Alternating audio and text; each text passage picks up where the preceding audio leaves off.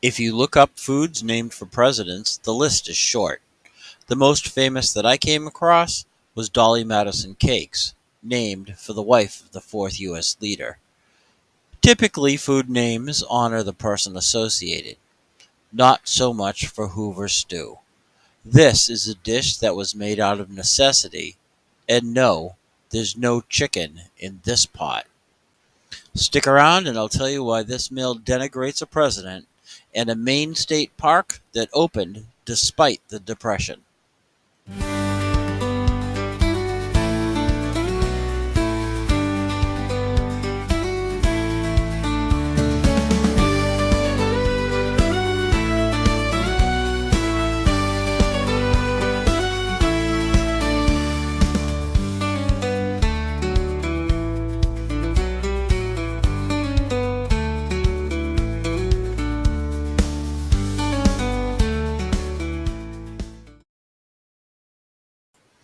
In October of 1929, the world's financial system took a dive. Prosperity was replaced with bankruptcy overnight. It would take World War II to pull the U.S. out of the Great Depression, but for more than 10 years, the people of America suffered and food was scarce. Hoover Stew was created out of necessity because the ingredients were inexpensive and available. An ad for Herbert Hoover's presidential campaign promised a chicken in every pot. Instead, the hungry were fortunate if they got pasta, and the president was blamed for the poor man's survival meal. This is the preparation section for the recipe. Originally, it incorporated hot dogs because they were cheap. We're going to use a different sausage, but the basic ingredients of tomatoes, pasta, and some kind of a protein are the same. We'll start with a 14.5-ounce can of stewed tomatoes, a dried sausage stick. This is a little over an ounce of certified organic beef. 1/3 of a cup of elbow macaroni. Any pasta will work, but elbows feel more authentic. Measure the elbows and put them in a small lock-type plastic bag or sealable container. The spices are relatively basic as well. 1/2 teaspoon of dried minced onion, 1/4 of a teaspoon of coarse salt,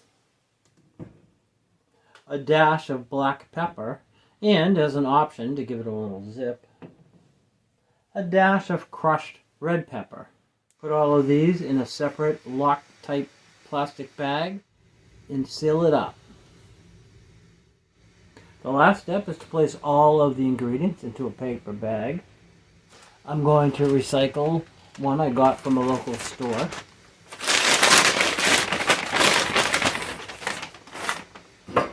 Put all these in.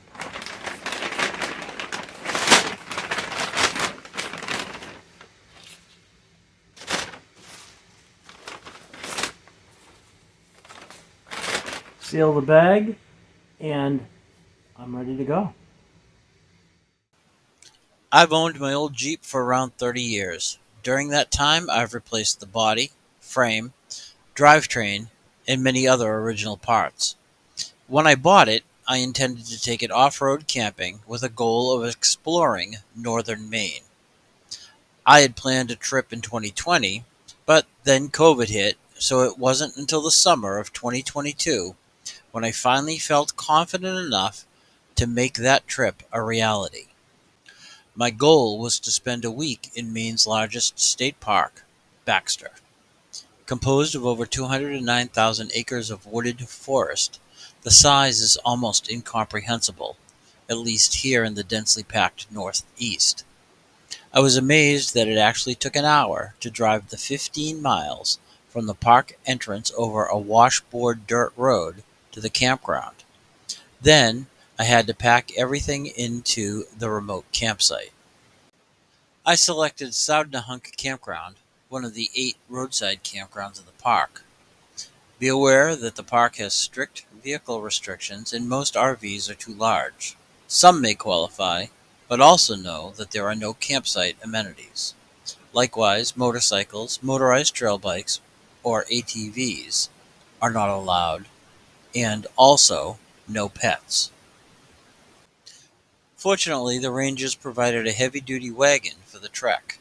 I spent 5 nights here, including weathering a rare summer nor'easter that poured nearly 2 inches of rain and produced 40-mile-an-hour winds in a 14-hour period. That's a lot of Mother Nature in a small tent. Everything was damp, and I even had to dry paper towels near the fire. I brought my 2-burner stove to cook and was able to make some popcorn using butter-flavored oil. It was quite the adventure, but I'm not sure I'd do it again in a hurry. Let me take a moment to ask, if you're enjoying this video, please like it by giving it a thumbs up. Also consider subscribing with the bell to be alerted to new videos I put out each week. If you have any thoughts, share them in the comments and maybe even share this video on your social media. I'd really appreciate it. Now, let's get back to cooking off the back of my Jeep using a mess kit to make Hoover Stew. Well, I'm here with Ocean State Jeepsters on Go Topless Day down here in Blackstone, Mass. It's just about lunchtime, and I'm going to make myself some Hoover Stew. Hoover Stew is also known as American Chop Suey in New England and goulash in other parts of the country. The recipe I'm making today will have smoked sausage as opposed to hamburger, which is commonly used in it. And I'll go over each part as I put it together. I'm going to be cooking on the Pocket Rocket with my mess kit. I put everything aside in this here bag. That includes my beef stick, a can of stewed tomatoes, all of my seasonings that I will need, and some macaroni. We're going to start by opening up the mess kit and taking out the fry pan. This is what we're going to cook the sausage in. So we'll open the sausage and we'll get that started.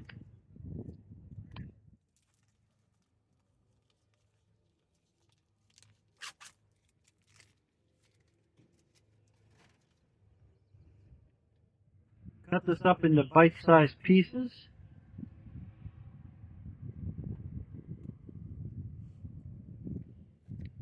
Using my Swiss Army knife. And then we'll heat these on the stove.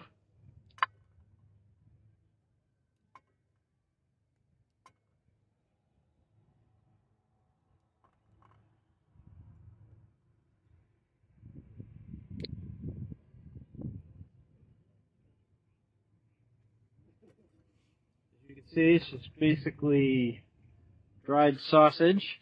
Let's light the stove. A little windy out here today.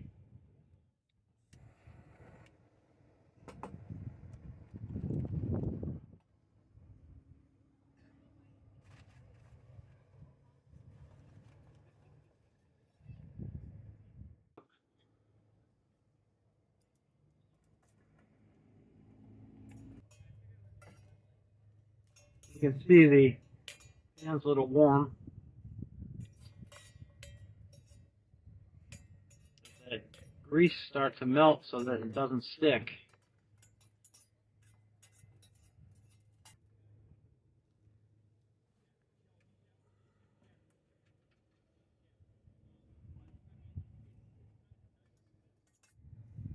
Well, we let those warm through. We're going to take our pot.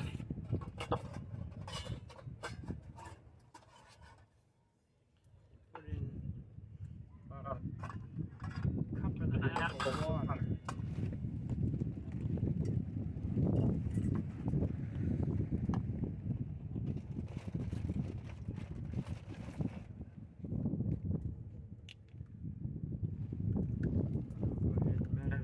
Three-quarters of a cup.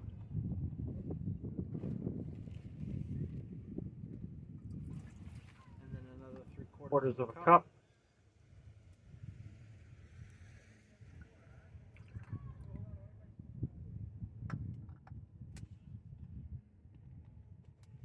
eye on the sausage as we cook it.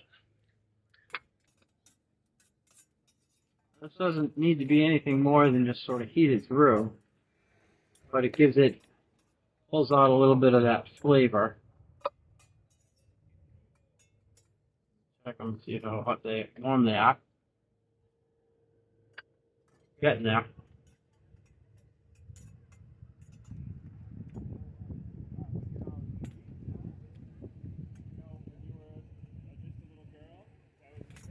I think those are about done.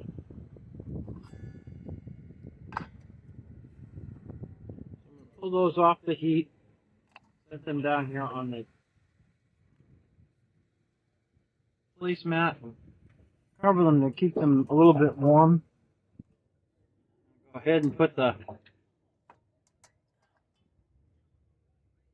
pot of water onto the stove. You cover it and bring it to a boil. Turn the heat up a little bit. Just let that go. And then we'll be back as soon as that water boils. Rising over 5,200 feet above sea level, the Penobscot people of what is now Maine called it the Greatest Mountain, or Katahdin. Here is the home of the storm god known as Pamola. He's said to have the body of a man, but the head of a moose and the wings and feet of an eagle. Legend claims that to climb the mountain was to tempt this evil spirit, and he would take you away. Nevertheless, that doesn't discourage around 3,000 people per year who attempt to start or finish the almost 2,200-mile Appalachian hiking trail, of which Katahdin is the northern terminus. If it's the end of the trail, the knife edge would be the culmination of a trail trial. This rock-strewn precipice stretches from Pamola Peak across the Chimney and South Peaks to Katahdin Peak. It's narrow, some places only 4 feet wide, with 2,000-foot drops on either side.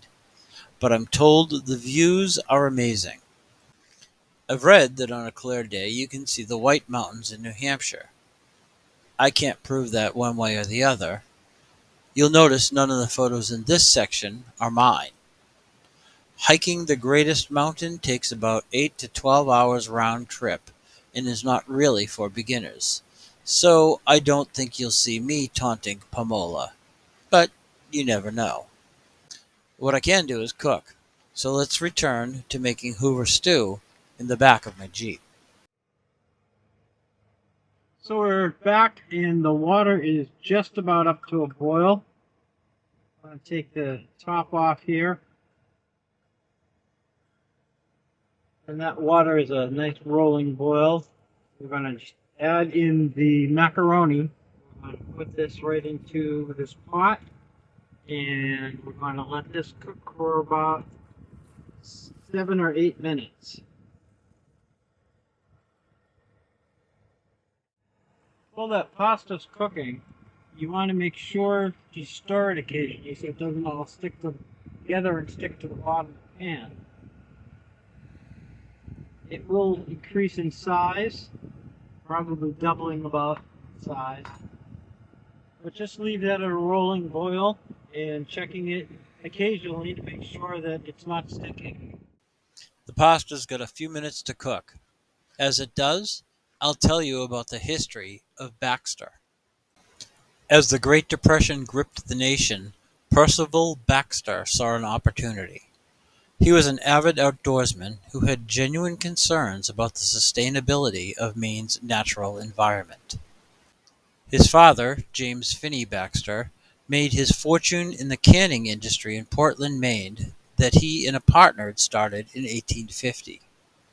He oversaw operations for more than 30 years, then, leaving the business to his older sons to run, the elder Baxter retired in the 1880s. This freed him to pursue interests in history, politics, and the outdoors. J.P. Baxter was elected the city's mayor for 6 single terms at the end of the 19th century into the 20th, as well as the president of the Maine Historical Society for over 20 years, starting in 1890. In 1903, Percy, 27, accompanied his father to a camp at Kidney Pond in the shadow of Mount Katahdin. This trip had a profound impact on his life. Percival Baxter was born in 1876 to James's second wife, Mehitabel. He was the sibling of 2 others and the stepbrother to an additional 8. He grew up in Portland and attended Bowdoin College, graduating with honors in 1898. He then attended Harvard Law School, where he received his law degree in 1901, but decided to pursue family business and politics instead of law. Percy was elected to the Maine House of Representatives in 1905, then the Maine Senate in 1909. He only served 1 term in each, but tried again and won a seat in the House in 1916 and again in 1918. As a key political figure, Baxter was invited on an expedition to climb Mount Katahdin in August of 1920 in an attempt to raise awareness for the preservation of the area's natural beauty. He then ran again and won the state Senate seat in 1920. Baxter was named president of the Senate in January of 21. Before the month was ended, the newly elected governor, Frederick Parkhurst, would die of pneumonia, and Percy was next in line. He would run again in 1922 and was elected governor for a second term. During his tenure, he would work to tighten regulations on the uses of Maine's water, power, and forests. After that, Percival hung up his political hat, deciding that he could be far more productive as a private citizen. In 1931, he purchased almost 6,000 acres of land, making up a large portion of the greatest mountain. Over the next 30 years, the former governor would repeat the process another 27 times, putting strict rules in place as to how the land could be used and governed. 2 more smaller areas were added in the 1990s. In 2006, the park acquired Katahdin Lake, which Baxter was unable to purchase during his lifetime. This left 2 small areas in private hands, but in 2012, one of them was donated to bring the park to its current size of over 200,000 acres of protected wilderness.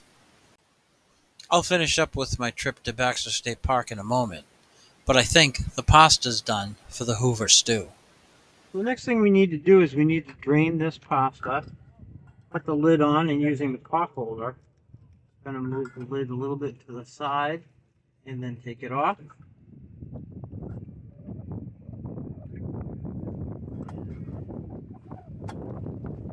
the water right down on over here.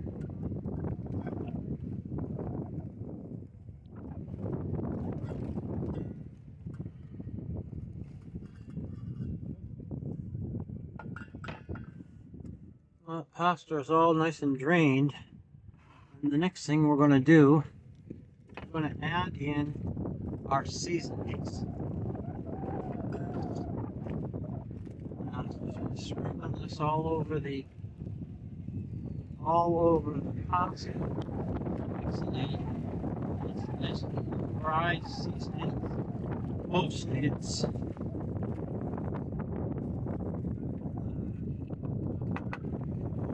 mixed onion.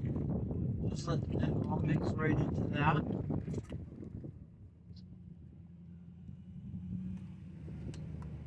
So that it looks like this, and it's all nice and covered. The pasta's all nice and covered.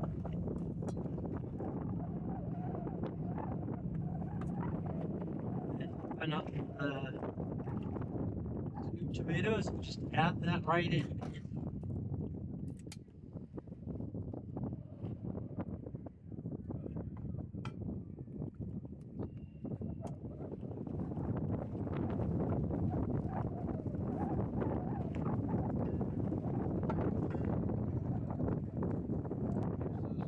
tomatoes with the pasta and the seasoning.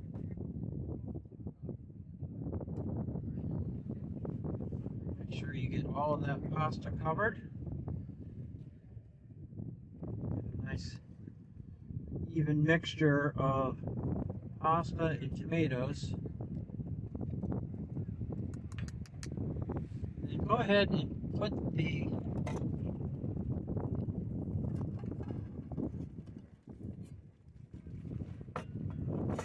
sausage bits right in there as well.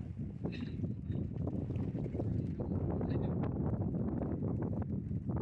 those right in.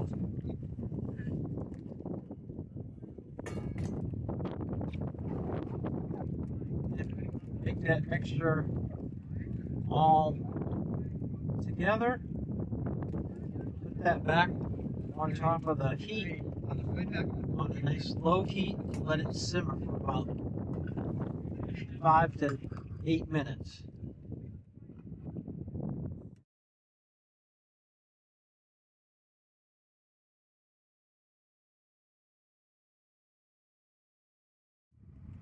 Start to bring that up. Let it heat up, and then you're going to turn it down. So we'll check this here. Pretty full. Start to go, and then we'll begin to turn it down as soon as the tomato starts to bubble.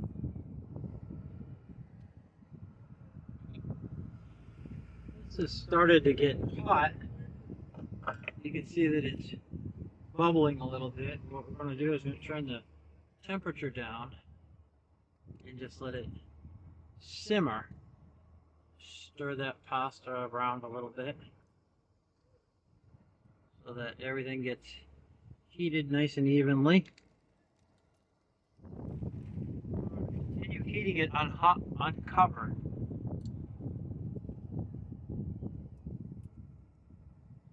Just let it simmer for about 5 minutes. Let all those flavors start to blend in together.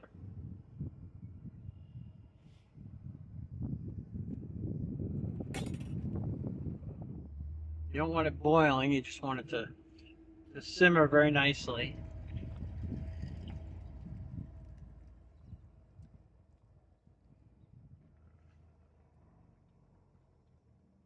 So that's been heating for about 5 minutes or so, and I've been stirring it occasionally to make sure that everything gets covered well.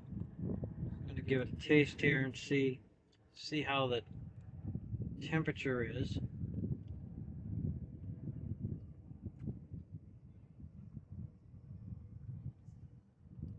I think it's pretty much done. Before we plate that up, let me finish with my trip to Maine. The Abenaki people called the river through the gorge Rapogenis, meaning gravel. Water runs down to the sea from here and joins with an east branch just below what is now Millinocket. The word Penobscot means, well, it has no meaning. It's an English corruption of Penawepskui, which means rocky part or descending ledges. It's these drops that make the west branch of the Penobscot River such an exciting area for whitewater rafting. The river itself is actually quite docile most days due to a man-made restriction, but when the Rapogenis Dam does a release into the gorge, the H2O flows in torrents, creating Class 4 plus whitewater rapids.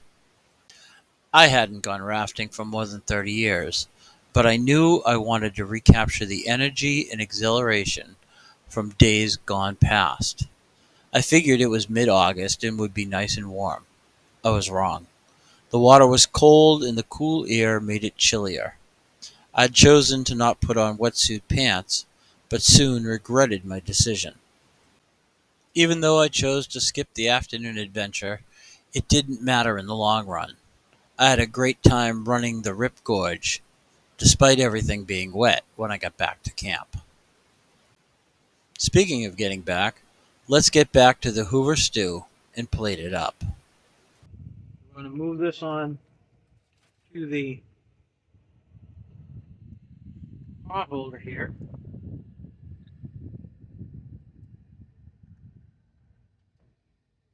so that we can start to serve it.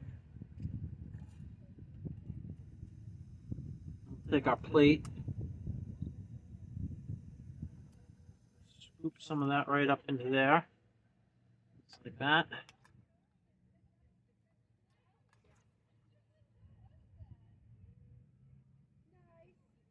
Alright, so we've got some Hoover Stew. You